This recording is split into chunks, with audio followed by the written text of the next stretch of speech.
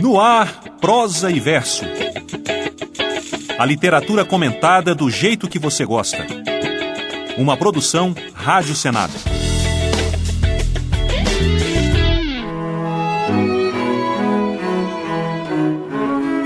Tuca Villa-Lobos e Marco Antunes apresentam o hilariante texto de Franz Kafka, Comunicado a uma Academia. Programa 1.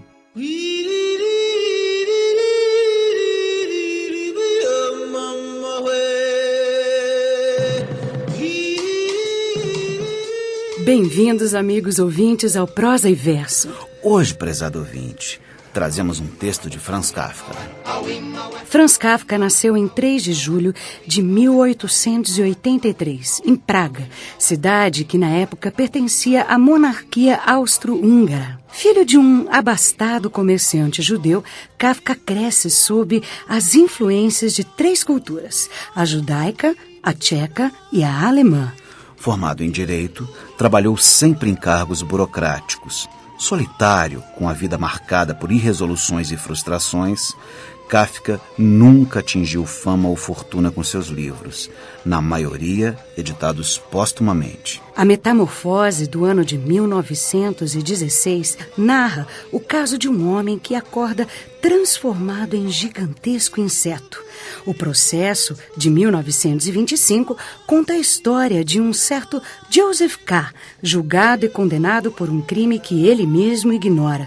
No castelo, feito no ano de 1926, o agrimensor K. não consegue ter acesso aos senhores que o contrataram.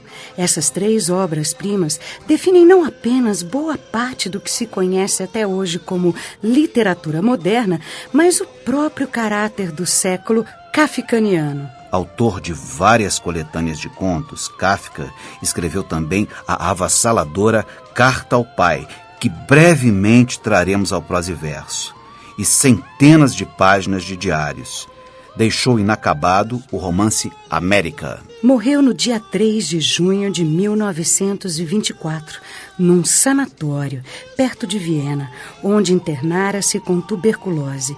Desde então, seu legado, resgatado pelo amigo Max Brod, exerce enorme influência na literatura mundial. Então agora é mãos à obra. Mãos à obra. Eminentíssimos senhores, deste-me a honra de me solicitar que apresentasse eu à academia um relatório sobre o meu passado símil. Não procurei, infelizmente, atender tal convite nos precisos termos em que me foi formulado.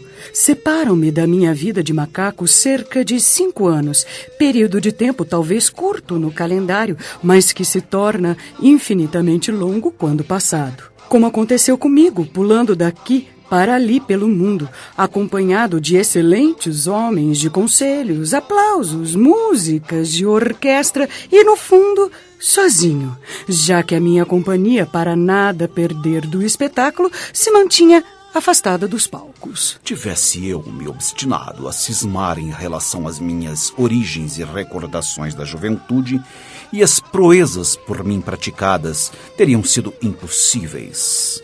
A primeira regra que me impus era exatamente a de renunciar a qualquer tipo de obstinação. Ali estava eu, macaco livre, impondo a mim mesmo uma submissão. Em contrapartida a isto, minhas recordações progressivamente foram se dissipando. No começo, poderia ainda ter regressado, se assim tivessem desejado os homens, pela porta que o céu forma sobre a terra.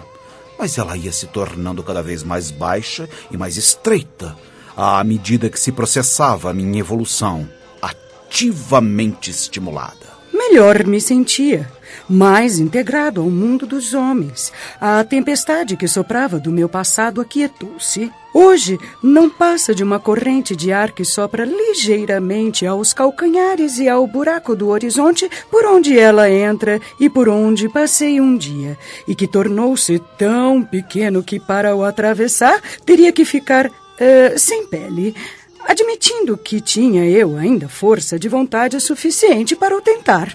Falando francamente nesses assuntos, gosto de usar imagens.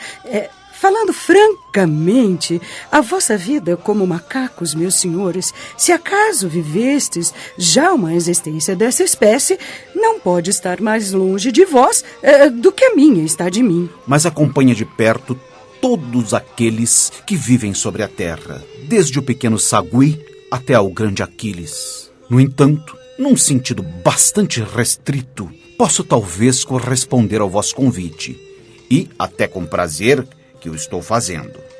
A primeira coisa que me ensinaram foi o aperto de mão. O aperto de mão é um gesto de franqueza. Assim, naquele dia em que atingi o ponto mais alto da minha carreira, que a franqueza das minhas palavras acompanhe sempre este primeiro aperto de mão.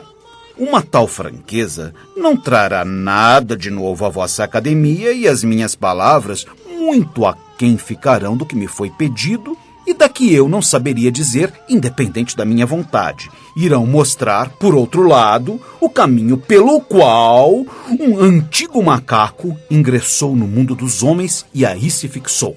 Mas nem sequer conseguiria eu dizer o pouco que se segue se não estivesse inteiramente seguro de mim mesmo e se não tivesse consolidado a minha posição em todas as cenas de cabaré do universo civilizado, de maneira a não conseguir ser abalada.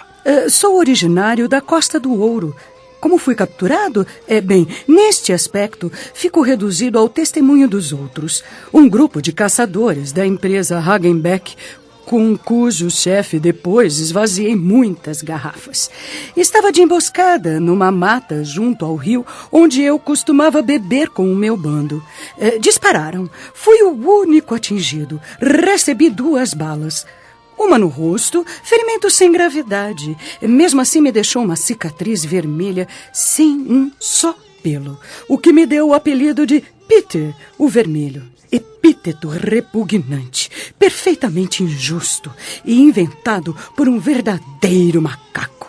Como se fosse somente essa marca avermelhada que me distinguisse do outro Peter, o macaco sábio recentemente falecido que gozava naquelas regiões de uma merecida reputação. Isto apenas cá entre parênteses. A segunda bala me atingiu na parte inferior da anca. Ferimento grave, que é a causa de eu cochear um pouco até hoje. Li recentemente num artigo de uma dessas 10.000 aves de rapina que se lançaram nos meus encalços pelos jornais, que a minha natureza de macaco não estava ainda completamente domada. E que a melhor prova disso era que, quando recebo visitas, costumo tirar as calças para mostrar o buraco de bala. Só desejava que saltasse das mãos, um a um, os dedos do sujeito que escreveu isto. Quanto a mim, tenho o direito de tirar as calças diante de quem bem entender. Nada mais irão ver do que um pelo cuidado e a cicatriz. Vestígio de uma ação criminosa. Tudo isso se pode mostrar em plena luz do dia. Nada há para esconder. Quando se trata da verdade, os mais altivos deixam o protocolo de lado. Near the village, the peaceful village, the lion sleeps tonight. Near the